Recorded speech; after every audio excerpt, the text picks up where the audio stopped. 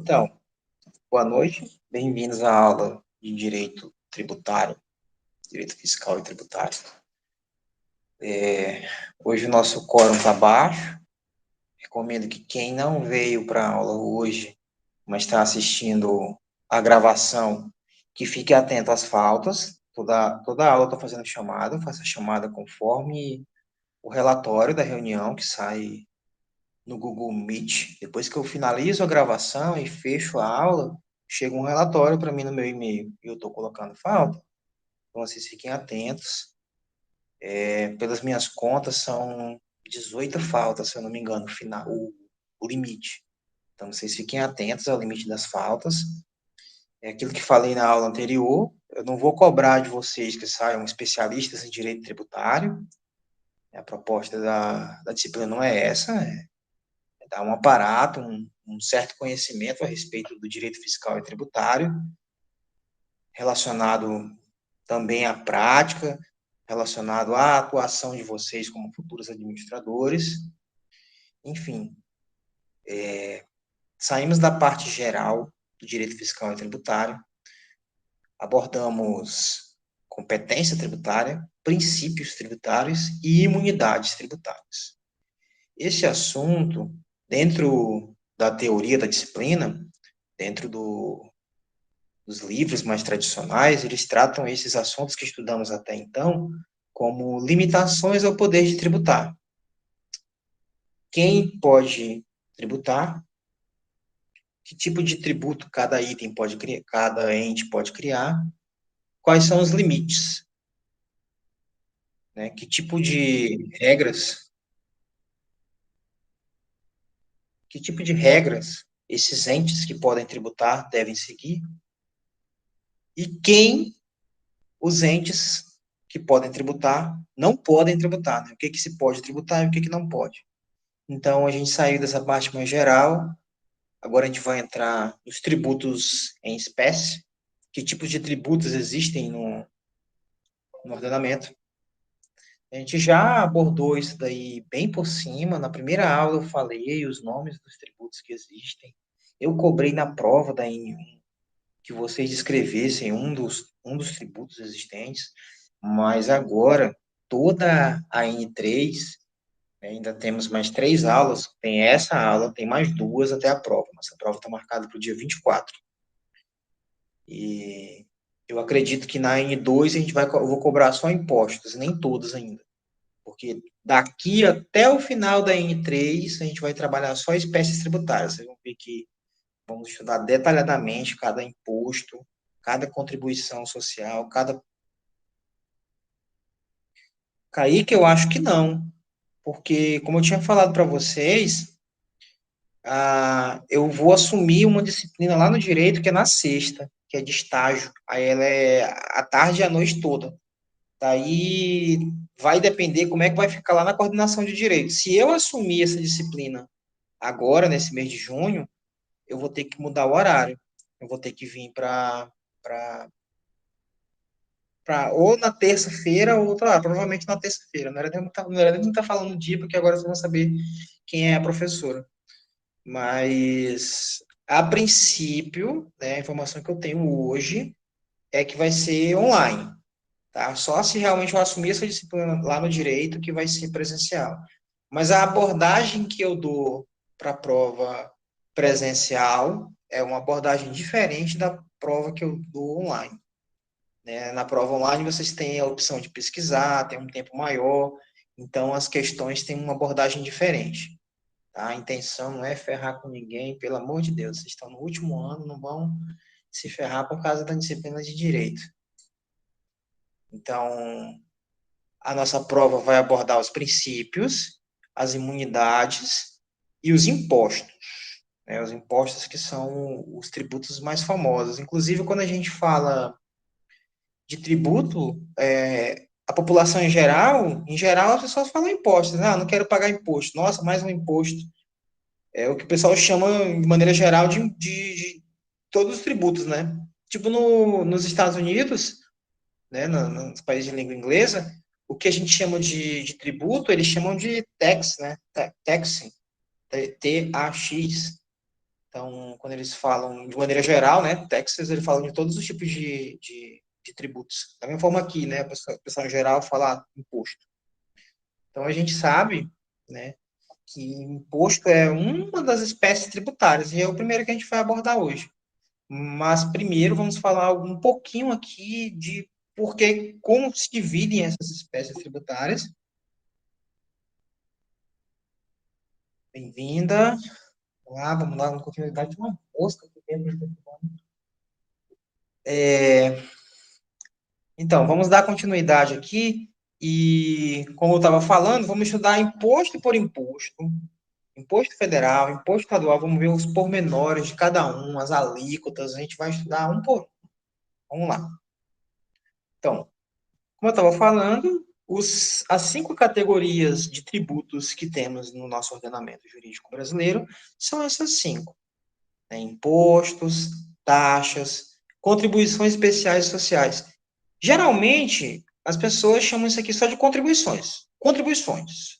Aí, a gente vai ter aulas específicas para cada tipo de contribuição, as contribuições para conselho de classe, as intervenções do domínio econômico, vamos ter aulas bem detalhadas sobre isso. Contribuições de melhoria, que são outra categoria de tributo, e os empréstimos compulsórios. Então, vamos dando continuidade, ó. Perdão, acho que eu pulei demais. Sumiu um slide que eu tinha colocado aqui. Mas o que eu tenho a falar para vocês é que fazer essa divisão ela se baseia, primeiro, na destinação desse tributo, segundo, no fato gerador desse tributo. Então, a gente vai classificar esses 5 tributos aí, como é que a gente reconhece eles? Claro, a partir da lei que os institui. Mas classificar um tributo como imposto, taxa, contribuição, empréstimo compulsório, é importante para determinar, por exemplo, se vai poder incidir mais de um sobre a mesma base de cálculo, porque não pode ter mais de um imposto sobre uma base de cálculo só. Mas, nessa mesma base de cálculo, pode ter uma contribuição. Um exemplo disso é a conta de luz. Sobre a mesma base de cálculo, que é o tanto de quilowatts que a gente consumiu durante o mês, incide o ICMS, e sobre esse mesmo consumo que a gente teve da conta de luz, incide o PIS/COFINS. Diminui lá um percentual, mas incide mesmo, em cima da mesma base de cálculo. Se o PIS/COFINS fosse um imposto também, eles não poderiam incidir juntos. Então, determinar que tipo de tributo cada cobrança vai diferenciar na hora das imunidades também. Vocês viram na última aula, a gente viu na última aula, que os livros, por exemplo, a produção de livros, ela é imune a impostos. Mas uma determinada contribuição do domínio econômico pode incidir sobre a produção de livros, e é isso que se pretende na reforma tributária. Então, saber qual é a natureza daquela cobrança, saber qual é a natureza daquela cobrança vai influenciar em alguns aspectos práticos. Um deles é a imunidade. Se determinado tributo é uma taxa, ele pode ser cobrado de uma igreja, por exemplo. Taxa de recolhimento de lixo. Ela é cobrada junto do IPTU. A igreja, ela é imune ao IPTU, mas a taxa de recolhimento de lixo não. Ela não é, ela é imune, ela não é imune, mas nada impede que o município possa isentar ela. Então, por isso que é importante estudar cada um tipo de espécie tributária. Boa noite, Matheus. Então, vamos lá. Vamos falar primeiro dos impostos, né? Então, como a gente viu até na prova, né? Muita gente escolheu essa espécie tributária para colocar lá na questão da prova. Os impostos, eles não têm uma vinculação específica.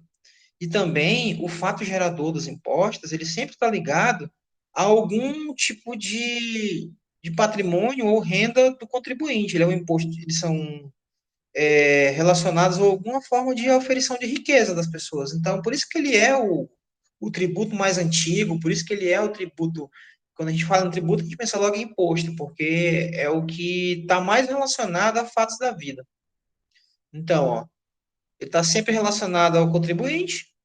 Então, eu trouxe aqui alguns exemplos de fatos geradores em relação aos impostos: aquisição de renda, circulação de mercadorias, produção industrial, propriedade de imóveis e imóveis. Então, o que que diz a legislação, a princípio, né, para falarmos sobre tributos? O artigo 16, ele fala que o imposto é o tributo cuja obrigação tem como fato gerador uma situação independente de qualquer atividade estatal específica relativa ao contribuinte. Essa daí é o que diferencia o imposto da taxa, né? A gente sabe que a taxa, ela pressupõe uma atividade, uma contrapartida. Já o imposto, não. O imposto é para as despesas gerais.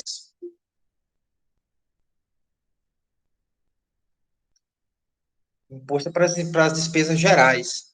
Então, o artigo 16 do Código Tributário Nacional, ele conceitua o que é imposto, e o artigo 167 da Constituição, ele também traz, é interessante, eu até deixei em vermelho aqui, que olha como é complicado mesmo o direito tributário mais complicado ainda.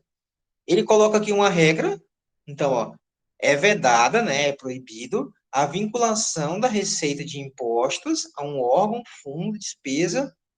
Então, o poder público que arrecada, ao arrecadar os impostos, não pode vincular ele a uma atividade específica, ele é para as despesas gerais. Só que, ao mesmo tempo que o artigo 167 da Constituição ele traz uma regra, ele traz logo em seguida três exceções. Então, o direito é cheio dessas coisas. É por isso que a gente tem que entender os princípios, o que está por. Qual que é o princípio que deu origem àquela regra. Então, ó, você vai ver que apesar do imposto não poder estar vinculado a uma despesa específica, a Constituição e outras normas também, tanto constitucionais como infraconstitucionais, eles vão trazer alguns exemplos, né, algumas obrigações em que o imposto ele é vinculado. Olha só, trouxe aqui para vocês, ó. A Constituição ela determina que toda a receita desses entes ela tem que ser destinada, por exemplo, o município ele tem que destinar dentro dos impostos que ele arrecada ou que é dividido com ele entre a União e os estados, 25% de tudo que o município vai gastar obrigatoriamente tem que ser com educação. Os estados também, 25%. E a União era 18%, era 18% que ela tinha que gastar do orçamento anual até 2016, quando teve a PEC do teto de gastos. Então, essa PEC do teto de gastos, ela não vinculou mais a 18% do orçamento. Na verdade, agora, a regra é a seguinte: a União, ela não, a partir de 2017, né, até 2016 era 18% do orçamento. A partir de 2017, a partir de 2017, a regra é a seguinte: a União, ela não pode gastar menos do que ela gastou no ano anterior. Então, tem que, dentro do orçamento, o que ela gastou no passado com educação não pode ser inferior e tem que ser reajustado pela inflação. Então, pode ser que o percentual anual que a União vai de impostos, de tudo que a União recolher, tudo que a União receber de riqueza nesse ano, pode ser, em algum ano, que a União gaste menos que de 18%, porque a obrigação é apenas o mesmo tanto que gastou no ano passado, corrigido pelo índice do IPCA. Então, reparem aqui, isso aqui é interessante, que os municípios e os estados eles são obrigados a gastar 25% da sua receita. Isso aqui é importante. Eu, quando estava na faculdade, eu fui estagiário na PGM, que é a Procuradoria Geral do Município, que são basicamente os advogados do município, quando o município é demandado ou quando precisa demandar alguém, são os procuradores que representam a pessoa jurídica, o município de Rio Branco. Isso aqui era muito relevante quando, por exemplo, as pessoas processam o município pedindo vaga em creche. Então, lá na procuradoria, pelo menos na área jurídica, a maioria dos processos era essa, para negar a vaga de criança em creche, negar medicamento no posto. Então, qual que era a justificativa do município? A educação, constitucionalmente, ela é obrigatória só a partir da educação básica, só a partir do primeiro ano do ensino fundamental. Então, a educação infantil e a creche não é obrigatória. Não é obrigatória e não é universal. Então, diferente da educação básica, quando uma criança, por exemplo, não tem vaga na primeira série, o Estado vai ter que prover de alguma forma essa vaga para ele na primeira série. Nem que seja em uma escola particular e o Estado pagar. Já o município, ele não tem a obrigação de dar creche para todas as crianças. Ele não tem essa obrigação constitucional. Só que, então, o que acontece? As pessoas processavam o município e a defesa do município era essa. Olha, eu já gastei 25%, que eu sou obrigado constitucionalmente, eu não sou obrigado a dar creche universalmente, e esses 20% das minhas receitas que foram gastos com educação, eu abri 80 e poucas creches e todas estão lotadas. Então, eu não tenho como fazer além do que eu sou obrigado, porque senão eu vou pôr em risco as outras despesas. Daí as pessoas perdem o processo. E é o que está acontecendo atualmente com os mediadores também. Está sem mediador em creche, para criança autista, para criança com outro tipo de deficiência, e o município, tendo comprovado que gastou os 25% dos impostos com educação, e comprovando que não tem mais como contratar ninguém, não vai ser obrigado na justiça. Então, isso é complicado, né? Então, apesar de os impostos, por definição, não terem uma destinação específica, a Constituição coloca que para certos gastos tem que ter um limite mínimo. Então, ó, para a educação são esses percentuais, para a saúde são esses, ó, os municípios têm que gastar no mínimo 15%, os estados no mínimo 12%, e a União também, o teto lá a PEC do teto de gastos, ela também modificou essa questão aqui do limite do piso, né, que é para ser gasto com saúde. Era 13, era 12 também, igual o Estado, só que aí ele foi subindo progressivamente, nos 5 anos subsequentes à aprovação da PEC. Então, desde 2017 ele foi subindo, e hoje, no orçamento de 2022, a União tem que gastar no mínimo 15% dos impostos dela no custeio da saúde. E isso vai aumentar bastante também por conta do piso da enfermagem. Né? É ótimo para os enfermeiros, acho que tem que ser valorizado mesmo, só que tem que ver de onde é que vai sair esse dinheiro. Então, se a União é obrigada a gastar 15% com, com todo o custeio da saúde e a folha de pessoal ficou maior, isso vai sair de outro lugar. Vai ter que cortar em outros locais. Então, o IFAC, por exemplo, vai entrar em greve esses dias porque teve um corte significativo nas suas verbas, mas é questão de equilíbrio público. O Estado, ele tem virtualmente dinheiro infinito, né? Ele pode literalmente imprimir dinheiro, mas não é assim que funciona. É, as vezes em que isso aconteceu, não deu certo. Então, é preciso que haja um equilíbrio nas contas públicas, e uma das principais formas do Estado ganhar dinheiro, a principal, na verdade, é o recolhimento de tributos. E o principal tributo é o imposto. Então, vamos dar continuidade. Então, aqui, ó. Primeira classificação que a gente tem dos impostos.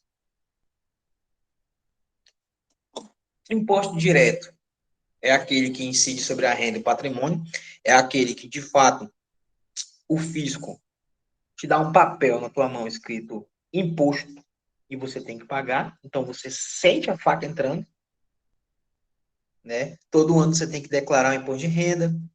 Quem tem propriedade rural tem que pagar o ITR. Quem tem veículo tem que pagar o IPVA. Quem recebe herança ou doação tem que pagar o ITCMD.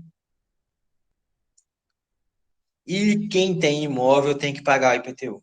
Então, invariavelmente, você sabe que está pagando o imposto, você sabe quanto é que é. Porque está sendo cobrado diretamente para você. Tem um papel escrito lá, imposto, pague-me. Já os impostos indiretos é aqueles que incidem sobre o consumo. Então, a gente tem impostos sobre a renda e sobre o patrimônio das pessoas, e tem impostos sobre o consumo. O imposto que é cobrado sobre a renda e o patrimônio, ele é proporcional. Quem tem mais renda vai pagar mais. Quem tem mais patrimônio vai pagar mais. Já o sobre o consumo e a produção industrial, ele vai afetar todas de maneira igual. Então, todo mundo paga esse tipo de imposto aqui. Todo mundo, tudo que tu consome, tem lá um imposto embutido. Então, até uma pessoa que é sem teto, um mendigo, uma pessoa que mora na rua, ele não paga IPVA, ele não paga IPTU, mas ele vai pagar o IPI. Se ele comprar qualquer coisa que ele comprar, ele pedir esmola e comprar uma garrafa de cachaça, ele vai pagar IPI e vai pagar ICMS. Se ele comprar uma marmita, ele vai pagar também o IPI e o ICMS.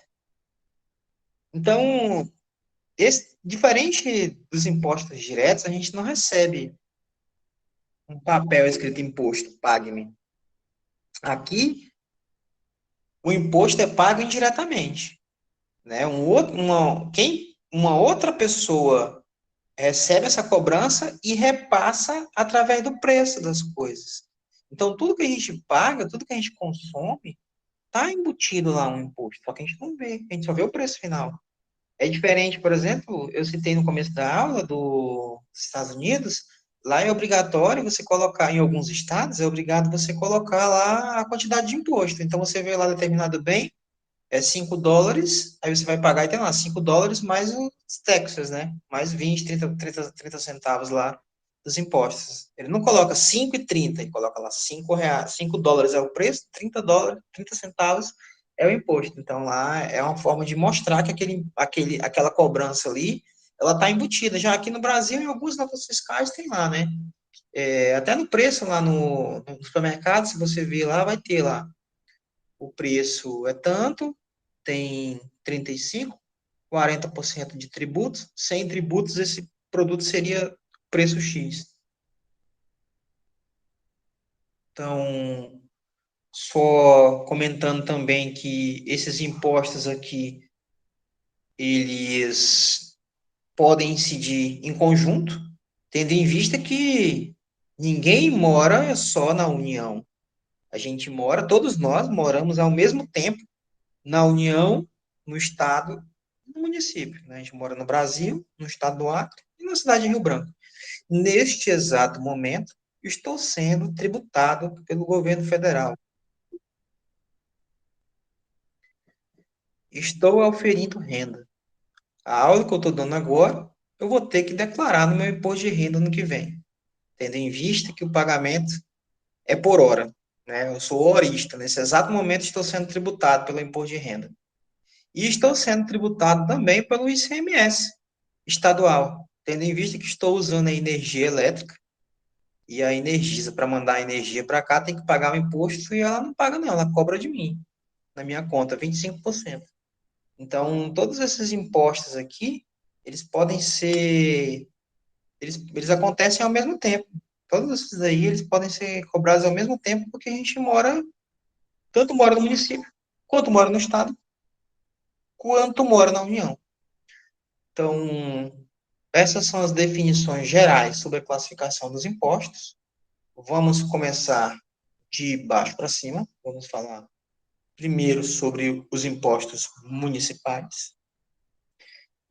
A gente vai ver também que os impostos estaduais, todos os impostos que o Estado arrecada, ele tem que repassar para os municípios. Todos os impostos que a União arrecada, a União tem que repassar uma parte desses impostos para os estados. E desse pedaço que o Estado recebe, ele tem que repassar para os municípios. É por isso que eu prefiro começar com os municipais, aí a gente vai subindo, quando a gente estudar os tributos, os impostos estaduais, a gente vai ver que parte do que o Estado arrecada, ele tem que dividir com o município.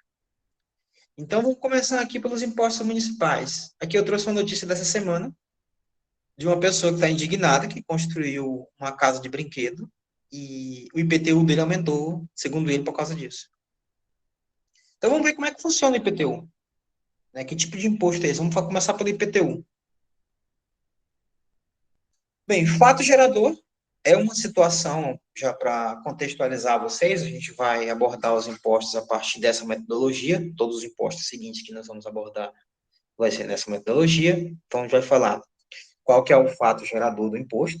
Fato gerador é uma situação no mundo real que, caso exista uma lei, caso essa situação no mundo real se enquadre em uma situação que está prevista em uma lei que existe no mundo das ideias, esses dois vão se encontrar e o nome disso é fato jurídico tributário. O imposto é a junção da hipótese de incidência, que é a previsão legal, e o fato gerador. Quando os dois se encontram, temos um fato jurídico, chamado imposto. Então, qual que é o fato gerador do imposto chamado IPTU? Chamado Imposto sobre Propriedade Predial Territorial Urbana. É ser proprietário ou possuidor de um imóvel urbano. Por que tem que dizer que é urbano? Porque se for rural, é o ITR, é da União, é outro imposto. Então, temos aqui a previsão legal, artigo 156 da Constituição, artigos 6 a 29 do Código Tributário Municipal. Reparem que agora nos tributos municipais eu vou utilizar o Código Tributário do município de Rio Branco, município que estamos situados, e que os demais municípios têm códigos diferentes, alíquotas diferentes, regras diferentes, isenções diferentes. Então, caso vocês venham a administrar empresas em outras cidades, precisam conhecer o Código Tributário daquele município.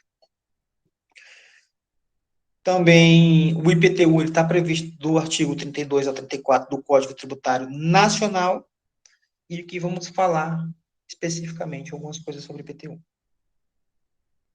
Então, Vamos começar aqui pelo 32 do CTN. Então, ó, que o Código Tributário Nacional tem para falar para a gente sobre o IPTU? O imposto de competência dos municípios sobre a propriedade predial e territorial urbana tem como fato gerador a propriedade, o domínio útil ou a posse de bem imóvel por natureza ou por acessão física, como definido na lei civil, localizado na zona urbana do município. Então, reparem que quando ele está localizado na zona urbana, incide o IPTU e é competência do município. Tá, beleza. O que é zona urbana? Quem é que define o que é uma zona urbana? Quem é que define o que é zona rural, o que é zona urbana? De maneira geral, né, para fins administrativos, até para fins econômicos também, quem define o que é zona urbana e o que é zona rural no município é o plano diretor do município. O plano diretor envolve o zoneamento desse município e ele vai dizer onde começa a zona rural, onde começa a zona urbana. Só que, para fins tributários, a lei, ela traz aqui uma definição para a gente do que é a zona urbana. Então, aqui, ó, o parágrafo 1º do artigo 32, ele fala: para os efeitos desse imposto, entende-se como zona urbana a definida em lei municipal, né? Como eu falei, o plano diretor é uma lei municipal, observando o requisito mínimo de existência de dois melhoramentos. Então, a lei ela vai trazer aqui, se o imóvel tiver pelo menos duas dessas características aqui, ele é considerado zona urbana. Aí vai incidir o IPTU. Quais são essas características? Reparem aí, conta bem bora.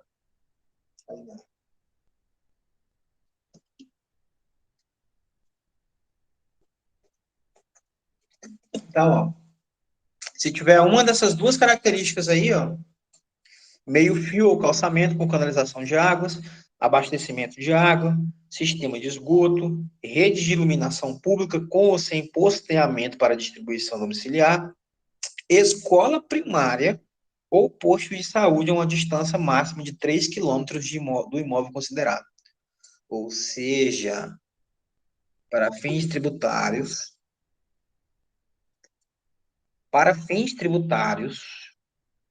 o imóvel que não tiver nenhuma dessas características, ou tiver só uma, é zona rural. A gente sabe que aqui, por exemplo, em Rio Branco, não é tão fácil de definir isso daí, não. A gente tem a colega que falou comigo aqui que mora na zona rural, lá é definido como zona rural, mas eu acho que tem mais de dois do que esses itens aí, né? Isso aí cai em prova, cai bastante em prova, cai na jurisprudência também, acaba indo para os tribunais, porque, por exemplo, um ramal que tem iluminação e perto dele tem a escola, ele já pode ser considerado zona urbana por esse critério aqui. Mas a escola é perto dele, e as outras casas, então, mesmo dentro do ramal, não são zona rural. Então, isso também é relativizado. Apesar de terem critérios objetivos que vão considerar o que é um imóvel de zona urbana, a gente tem também aqui, ó, o parágrafo traz outra questão. Ó. A lei municipal pode considerar urbanas áreas urbanizáveis ou de expansão urbana, constante loteamentos aprovados por órgãos competentes, destinados à habitação, indústria ou comércio.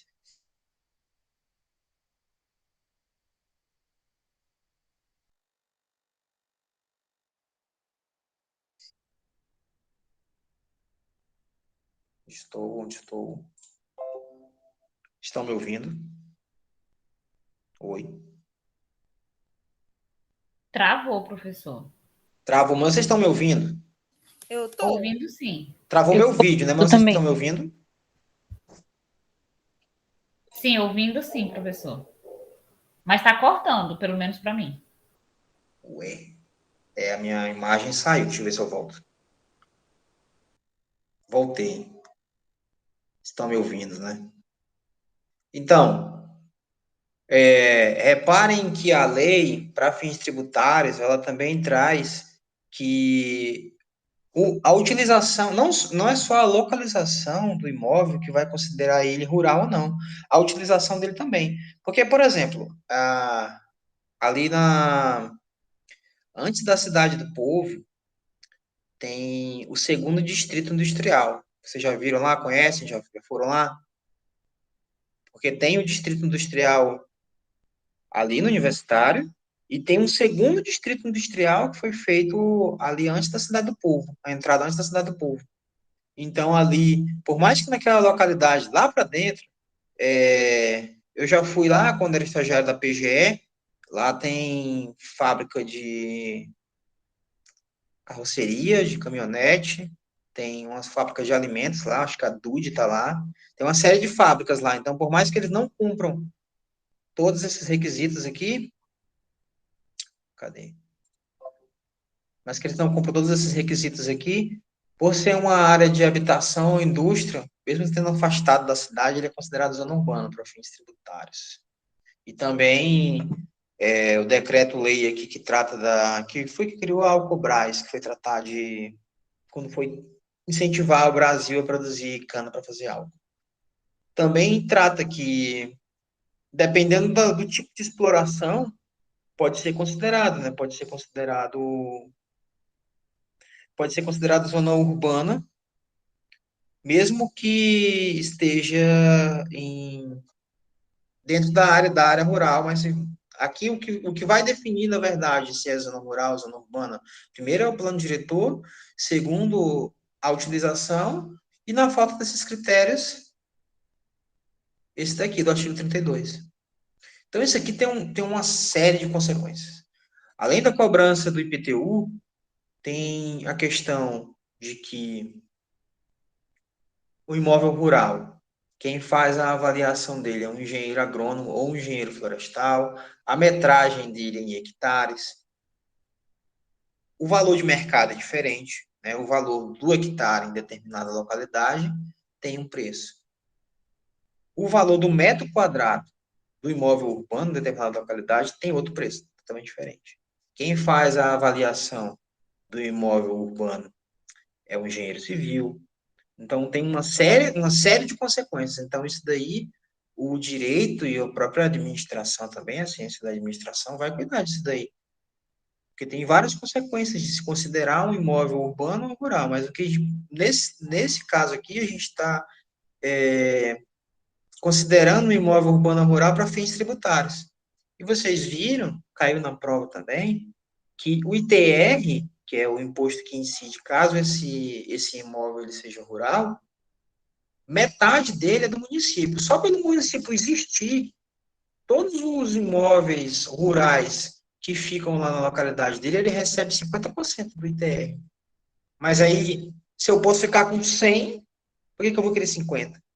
Né? Então, considerar um imóvel urbano é cobrar imposto por ele. Imposto IPTU. Então, o critério de cobrança, 1º de janeiro de todo ano. Já pensou se o IPTU fosse mensal? Se ele fosse anual? Porque todo dia a pessoa, quem possui um imóvel, todo dia está possuindo ele, todo mês está possuindo ele. Só que ele é cobrado uma vez por ano e quem possui esse imóvel dia 1º de janeiro é o responsável por pagar, né? E tem que pagar para quem? O município onde o imóvel estiver localizado, que é bem tranquilo. A base de cálculo é o valor venal do imóvel. Então, a gente tem aqui alguns critérios que a lei traz para estipular esse valor venal. Ó. Na determinação na base de cálculo, não se considera o valor de bens móveis mantidos em caráter permanente ou temporário no imóvel para efeito de sua utilização, exploração, aformoseamento e comodidade. Isso aqui é o seguinte, no estudo do direito civil, a gente vê que tem alguns acessórios, que a gente tem os bens móveis e os bens imóveis. Os bens imóveis são o solo e tudo que se incorporar naturalmente ou artificialmente sobre ele. Os bens imóveis são aqueles que são suscetíveis de movimento próprio ou que podem ser movidos sem afetar a sua essência. O que é um bem suscetível de movimento próprio? Um animal, um gado, um cachorro, são bens móveis. E aquilo que você pode mover sem modificar a sua essência também é considerado um bem móvel. Então, aquela foto que apareceu lá no começo, do cara que fez uma casinha de brinquedo para os filhos dele e disse que o IPTU aumentou por causa disso, a princípio isso daí não está certo. Não está certo porque aquela casa de brinquedo, como ela é um brinquedo e ela pode ser movida livremente, sem se destruir, sem mudar a essência dela, ela se enquadraria aqui, ó, no artigo 33. Ok, Kaique, obrigado pela participação. Então, não se enquadraria aqui a princípio. Inclusive, eu vi a notícia lá e foi no Distrito Federal, então o fisco lá distrital falou que não aumentou por causa da casinha de brinquedo, não. Eles aumentaram por causa que no satélite eles viram que o terreno foi aumentado. Mas, enfim, não pode cobrar de uma coisa que é móvel e foi incorporada ali e pode ser retirada. É uma coisa que está servindo como aformoseamento do local. Por exemplo, você colocar uma estátua lá, eu quero botar uma estátua lá, é para deixar mais bonito o local ali. Pode até aumentar o valor venal do imóvel, mas não é nada que foi incorporado ao bem imóvel. Então, dando continuidade aqui, ó, aqui a gente já vai falar da legislação municipal. Aqui em Rio Branco, como é que a prefeitura faz para avaliar a casa, avaliar o imóvel, dizer qual que é o valor venal e cobrar um imposto? Aí ele vai dizer, ó, primeiro, pelo valor declarado pelo contribuinte. Então, ele declara lá no imposto de renda dele que ele tem um imóvel e que aquele imóvel custa, vamos supor, 100 mil reais. Então, pelas transações ocorridas nas áreas respectivas, então, o valor de mercado daquela casa ele pode ser avaliado com base nas outras casas perto que foram vendidas. E como é que a prefeitura sabe que as casas foram vendidas? Porque para vender tem que pagar um imposto também da prefeitura, o ITBI. Então ela sabe quem tem casa, quem tem imóvel e quem vendeu imóvel, porque ela cobra um imposto em cima disso daí também. Então, pela avaliação do imóvel. Então, tem aqui critérios objetivos, né? O quanto que a pessoa declarou lá no imposto de renda dela é o tanto que vale aquela casa, aquele bem, né? Ou o tanto que as pessoas venderam as casas lá por perto deve ser o valor que vale aquela casa também. Então, a prefeitura, ela pode ir lá também fazer uma vistoria, fazer uma avaliação e dizer quanto que aquele imóvel vale para cobrar, né? Então, ó, vai levar em consideração características físicas, localização geral específica, né? Às vezes, dentro de um mesmo bairro, uma casa de esquina vale mais do que uma casa lá no meio da rua. No meio da rua, não, né? Lá no decorrer da rua, em vez de ser da esquina. Equipamentos urbanos existentes. Então, ele vai ver também as características do bairro para dizer quanto que vale aquela casa e quanto que eu vou cobrar de imposto dela. Então, ó, valores fixados em desapropriação amigável judicial na área respectiva e outros dados. Então, aqui tem uma liberalidade para o município inventar outro valor aqui a partir de outros critérios não estabelecidos pela lei. Também a desapropriação. A desapropriação é uma forma de transformar um bem privado em um bem público. O ente, seja o Estado, o município ou a União, ele, se ficar configurada a necessidade de transformar aquilo ali em um bem público, ele pode desapropriar. Essa desapropriação ela vai ser precedida de uma análise lá do engenheiro florestal, do engenheiro civil, do engenheiro agrônomo, e vai dizer quanto é que vale aquele local e vai ser o tanto que o Estado vai pagar para a pessoa. Isso aí, por exemplo, aconteceu no canal da maternidade ali. Tinham várias casas ali que foram desapropriadas para a criação do canal da maternidade. Então, esse valor que foi pago em desapropriação para imóveis próximos pode servir como uma avaliação para cobrança de imposto nas casas que ficaram. Então, ó, em relação à alíquota, a alíquota é a porcentagem. Quanto é o imposto? 2%? 4%? 0,5%? A alíquota do IPTU, ela tem função fiscal e parafiscal. Perdão, extrafiscal. Errei de novo, na prova eu errei. Né? Eu pensei uma coisa e escrevi outra. Extrafiscal. Né? Qual que é a função fiscal dos tributos? Arrecadar dinheiro. Qual que é a função extrafiscal? Incentivar ou desestimular certas ações. E qual que é a ação que o IPTU visa estimular ou desestimular? A função social da propriedade urbana, de modo que, quando a pessoa tem um imóvel e ela utiliza esse imóvel para morar nele, o IPTU é mais barato. Já quando ela utiliza esse imóvel para especulação imobiliária, deixa lá o terreno vazio para ele valorizar e vender depois, o imposto é maior. E também a gente vai ver aqui na frente que se a pessoa tiver uma casa e o terreno for muito grande, tiver uma área muito grande sem construção, ele vai pagar a mais também. Por quê? Por causa da função social da propriedade. A propriedade, ela existe, ela é garantida pelo ordenamento jurídico, há toda uma proteção de polícia, de cartório, de lei, para que as pessoas sejam autorizadas a ter propriedade privada. Não vivemos em um regime socialista ou comunista. Mas, desde que ela utilize aquilo ali de uma forma útil, que dê destinação social. A função social da propriedade é o que justifica também o uso capião. Você sabe que quando a pessoa, pode ser invasão, pode ser o que for, se ela morar numa localidade, o dono nunca veio atrás, nunca foi atrás. Com o decorrer do tempo, ela pode ser dona daquele local pelo uso, porque o dono não foi atrás. É a função social da propriedade. E os impostos, especificamente o IPTU, ele vai coibir esse tipo de coisa também, que as pessoas tenham imóveis e não utilizem. Então, ó, o artigo 12 do Código Tributário Municipal, ele vai trazer aqui as alíquotas. Então, ó, 0,5, né? 0,5%, é menos que 1% para o imóvel residencial. 2% para os imóveis não residenciais. O que é um imóvel não residencial? Um imóvel comercial. É que é utilizado para outros fins que não seja a pessoa morar nele. Então, além do 0,5%, né? Menos que 1%, 2% para onde não está sendo utilizado, a gente tem também o territorial. Então, se a pessoa tem um imóvel, não utiliza ele, não constrói nele, deixa ele lá só para especulação financeira, também é 2%. Então, você paga mais impostos para incentivar que as pessoas construam. Só que, o parágrafo 2º do artigo 12, ele traz que, será considerada sobra de área, a área territorial excedente a 20 vezes a área construída.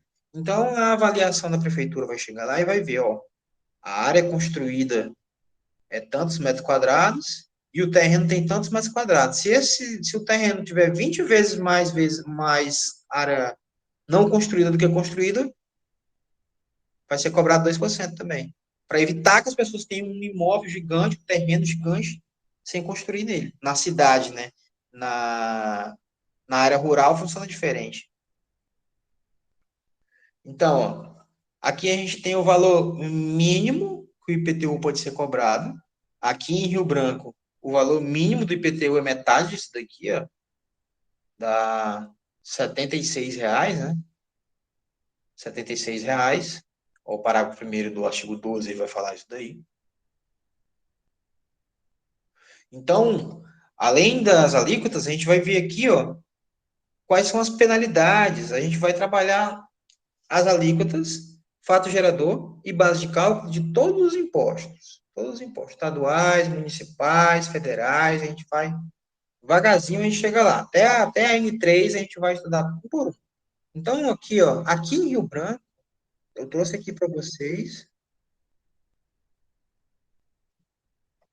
aqui em Rio Branco, eu trouxe aqui para vocês quais são as penalidades que a prefeitura dá, o município de Rio Branco dá, para quem tentar sonegar imposto. Então, tá, o IPTU é 0,5 em cima do valor do imóvel. Mas se a pessoa não escrever esse imóvel lá na prefeitura, não quiser ter o cadastro fiscal imobiliário lá, que é o BCI, né, Boletim de Cadastro Imobiliário, se ela não quiser ter isso daí, caso seja descoberto, 25, é uma multa de 25% em cima do valor do imposto devido. Então, já quando a pessoa cadastra, mas mente lá no cadastro, se ele constrói, aumentou a casa lá, construiu mais um piso, aumentou, valorizou lá de alguma forma e omitiu isso daí, a penalidade é maior, 50%. Se ele falsificou ou omitiu algum dado que aumentaria o imposto dele, 50% do imposto devido.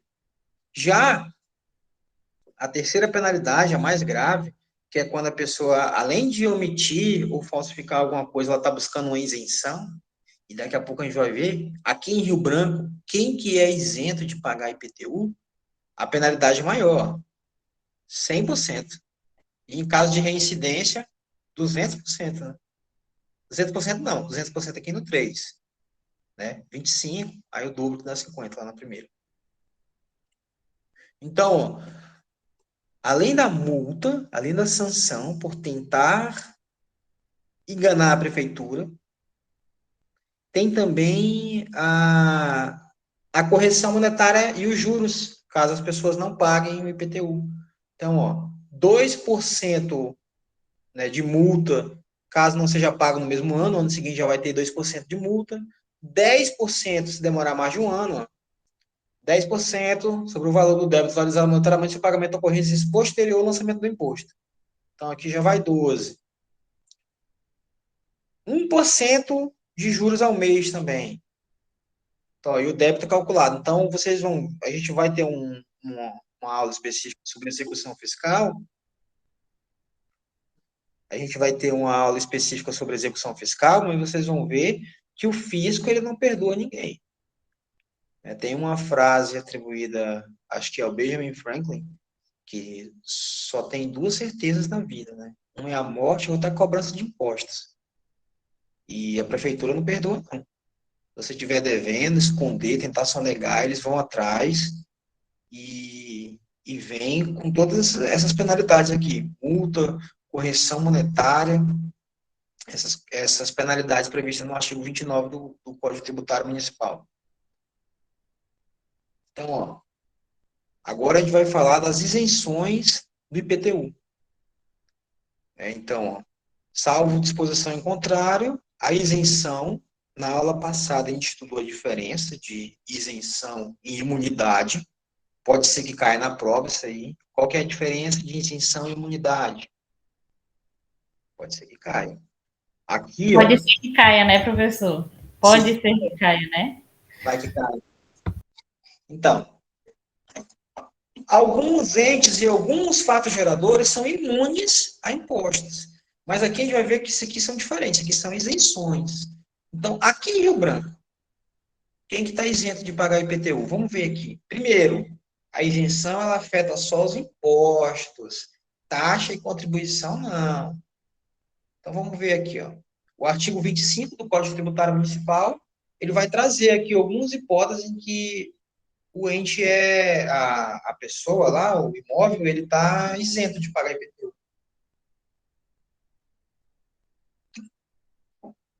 Então, cedido gratuitamente para instituições sociais.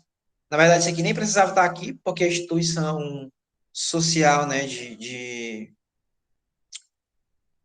serviço social, ela é imune a tributos, só que como a titularidade do imóvel não pertence a essa organização, pertence a algum particular que cedeu gratuitamente. Repara que ceder gratuitamente não é a mesma coisa que alugar.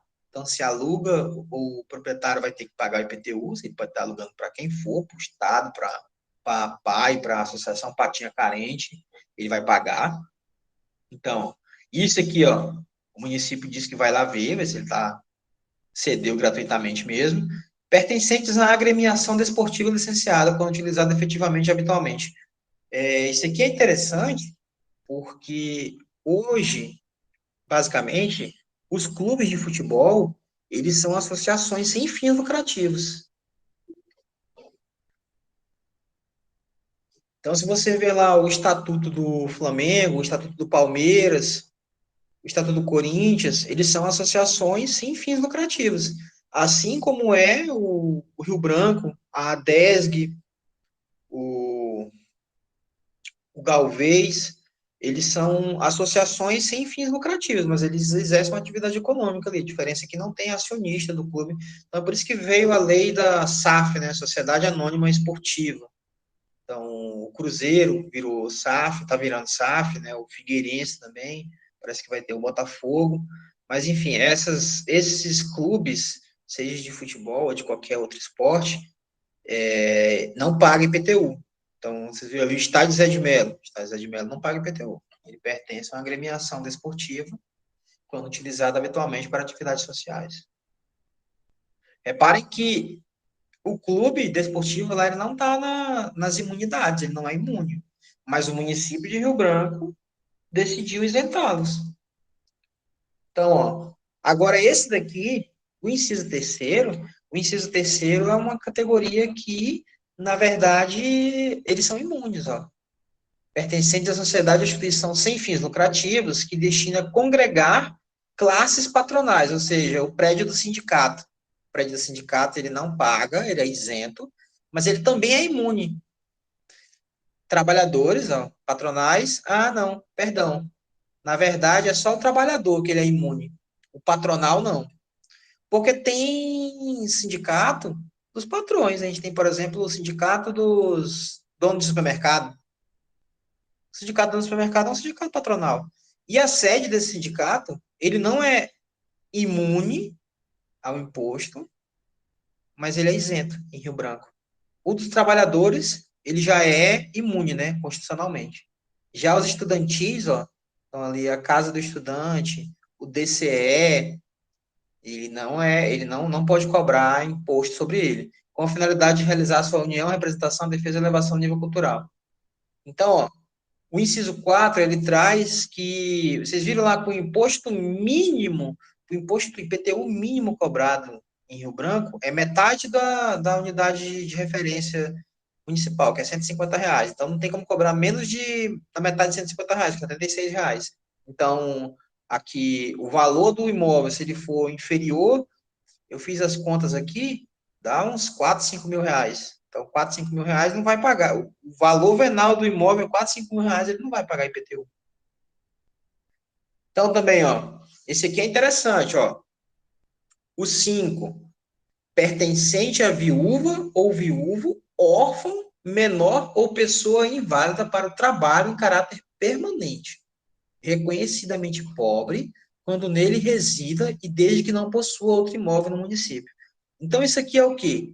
Isso aqui é aquele pequeno comércio onde a pessoa mora nele, né? É pobre, é viúva, é órfão. Então, por exemplo, um pequeno comércio, um sapateiro, uma costureira, a pessoa que trabalha ali, ela comprova para a prefeitura que aquele ali é o único imóvel dela, que ela é viúva e que ela trabalha de costureira lá naquele local, ela tira o sustento dela lá.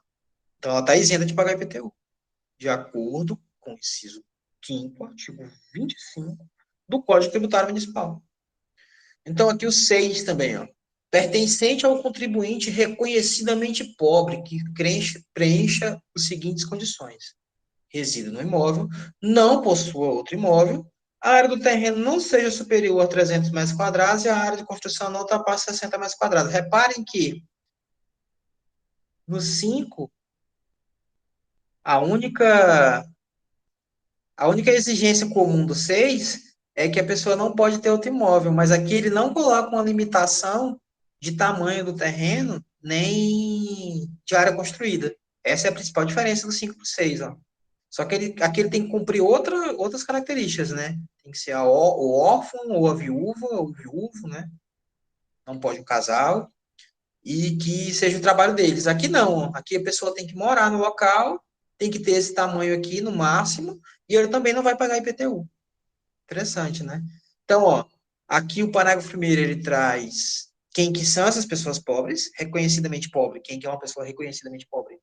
Quem viva em uma entidade familiar, uma casa onde a renda per capita seja de não ultrapasse um terço do salário mínimo. Então, se tem 3 pessoas morando lá e só uma ganha o salário mínimo, está enquadrado. Então, também, ó, se tem uma pessoa doente lá, essa pessoa que tem alguma doença grave pode ser desconsiderada a renda dela. Isso aí serve também para a concessão do BPC. Não sei se vocês já estudaram o BPC, que é aquele benefício assistencial para quem não conseguiu se aposentar, não tem a idade suficiente nos critérios para se aposentar, ou é deficiente e é reconhecidamente pobre. Se eu não me engano, no BPC não é um terço, é um quarto. Um quarto de salário mínimo. Ele é mais criterioso, né? Então, o, no BPC também, quem recebe pensão, ou pensão alimentícia, ou qualquer outro tipo de pensão previdenciária, também não entra no cálculo aqui, ó. Então, aqui, ó, a lei também vai trazer critérios para que seja concedida essa isenção. Aqui ele vai dizer, ó, que do 1 ao 5, o 4 é aquele que o imóvel, o valor dele é muito baixo, então ele não precisa comprovar outra coisa, só precisa comprovar que o valor é muito baixo.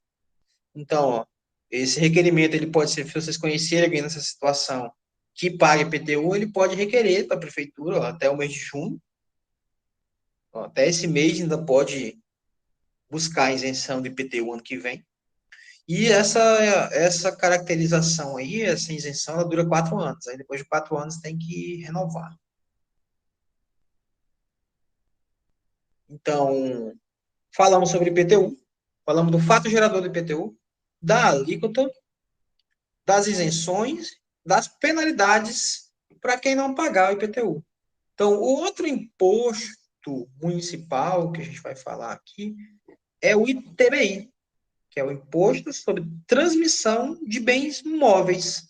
Então, quando a pessoa vende uma casa, troca uma casa, adjudica uma casa, né, executei uma dívida, foi lá e ganhei essa casa na justiça.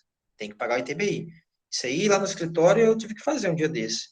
Eu advogava para a Ronce, tinha um cidadão devendo eles lá, em Estado Guilmar, e adjudicaram, né, pegaram na justiça um imóvel que ele tinha rural lá, Daí, para a Ronce ter esse imóvel para eles teriam que pagar o ITBI da prefeitura lá de Plá de Castro, que é 3%, se não me engano, é mais caro do que aqui em Rio Branco. Então, tinha que, para transferir o imóvel lá que ele ganhou na justiça, tinha que pagar os 3% para a prefeitura de Plá de Castro. Então, a gente falta 20 minutos para acabar a aula, não vai dar tempo de falar sobre tudo do ITBI. Vocês estão em pouca quantidade, estão muito calados, estão me sentindo muito sozinho. Vou encerrar o conteúdo por aqui. Na sexta-feira que vem a gente continua sobre o ITBI, tudo bem? Tudo bem, professor. Tá bom? Ok, professor. Vou deixar vocês fazer o outro trabalho lá, que é até meia-noite. Tá bom? Obrigada, professor. Tá na hora já. Eu vou parar aqui a gravação. Obrigada, professor. Vou parar a gravação. Boa noite, Magno. Bom fim de semana.